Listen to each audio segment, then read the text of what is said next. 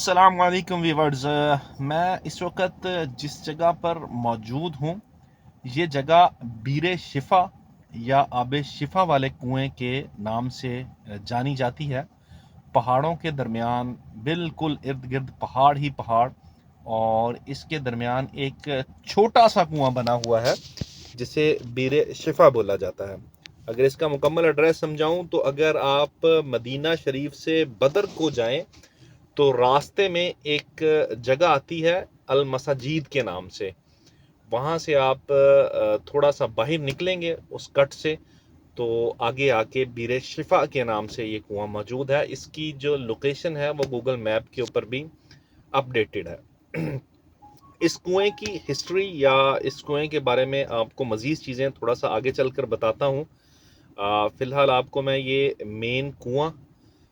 اس کا تھوڑا سا ویو دینے کی کوشش کرتا ہوں کہ اندر سے یہ کنواں کس طرح کا ہے، اور یہاں سے اب جو پانی نکالنے کا جو طریقہ ہے وہ یہاں پہ ایک واٹر پمپ لگا دیا گیا ہے، اور اس کے ساتھ ہی لیفٹ سائڈ پہ ایک ٹینک بنا دیا گیا ہے، اور واٹر پمپ سے پانی نکلتا ہے اور ٹینک میں چلا جاتا ہے۔ پھر اس ٹینک سے جو پانی ہے نا وہ لوگ وہاں سے پیتے بھی ہیں، اور اپنے ساتھ لے کے جانے کے لیے، اپنے پیاروں کے لیے لے کے جانے کے لیے وہاں سے لے کر بھی جاتے ہیں۔ یہیں پر اسی مقام کے اوپر ایک چھوٹی سی مسجد بھی رائٹ سائڈ کے اوپر بنی ہوئی ہے وائٹ کلر کی، اور یہاں پر کچھ لوگ بوتلیں، پانی کی جو بوتلیں ہیں وہ بیچنے کے لیے بھی بیٹھے ہوتے ہیں، کیونکہ جب لوگوں نے یہاں پر آنا ہے، پانی لے کے جانا ہے، تو سم ٹائمز ان کے پاس بوٹل نہیں ہوتی، تو لوگ یہیں سے بوٹلز جو ہیں وہ خرید لیتے ہیں۔ یہ کوئی ڈیولپڈ ایریا نہیں ہے، میں اسے پچھلے کوئی 10-12 سال سے اس ہی حالت کے اندر دیکھ رہا ہوں۔ کوئی ڈیولپمنٹ نہیں ہے، ایک سنگل روڈ ہے، سنگل روڈ کے بالکل ساتھ ایک چھوٹا سا سپاٹ ہے جہاں پر یہ کنواں بنایا ہوا ہے، لیکن حجاج کرام یہاں پر بہت زیادہ آتے ہیں، اور یہ ایک مسجد کا ویو تھا۔ یہ آپ کو کنواں نظر آ رہا ہے، اور کنویں کے ساتھ لیفٹ سائڈ کے اوپر ایک انہوں نے واٹر پمپ لگا دیا ہوا ہے۔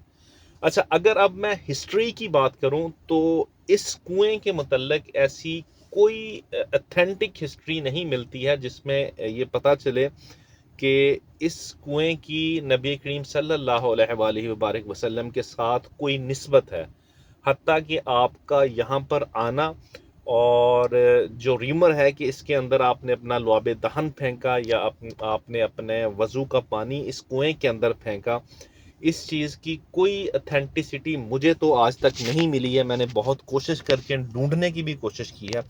آپ لوگوں کے پاس اگر کوئی ایسی حدیث یا کوئی ایسی اتھینٹک روایت موجود ہو تو کائنڈلی وہ روایت میرے ساتھ ضرور شیئر کیجیے گا، لیکن یقین کریں کہ اس جگہ پر کبھی کبھار اس قدر رش ہوتا ہے کہ وہ جسے کہتے ہیں نا کہ پاؤں رکھنے کی جگہ نہیں ہوتی، اس قدر حجاج کرام یہاں پر آئے ہوتے ہیں، اور تقریباً جو سارے حجاج کرام ہیں ان کا تعلق پاکستان یا انڈیا سے ہوتا ہے۔ اس کے علاوہ مجھے کوئی اور جو حجاج ہے وہ یہاں پر اس جگہ پر نہیں ملے ہیں۔ پھر اس ہی مسجد کے ساتھ نا تھوڑا سا اگر آپ یہاں پر آئیں تو اس مسجد کے ساتھ یہ جو ٹریک ہے، ٹریک کے ساتھ تھوڑا سا اوپر کو جائیں گے نا، تو اوپر کو جانے کے بعد لیفٹ سائڈ کے اوپر نا پتھروں کی ایک ہلکی سی چھوٹی سی چار دیواری کی ہوئی ہے۔ اب اس کے متعلق بھی لوگ کہتے ہیں کہ جی یہاں پر کوئی قبر مبارک ہے، اور کسی صحابی کا بھی نام لیتے ہیں کہ ان کو یہاں پر مدفن کیا گیا تھا جب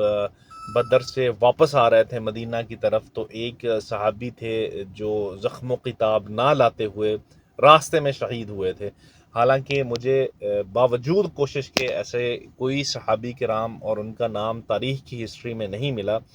کہ جن کو راستے میں کسی جگہ کے اوپر دفن کیا گیا ہو۔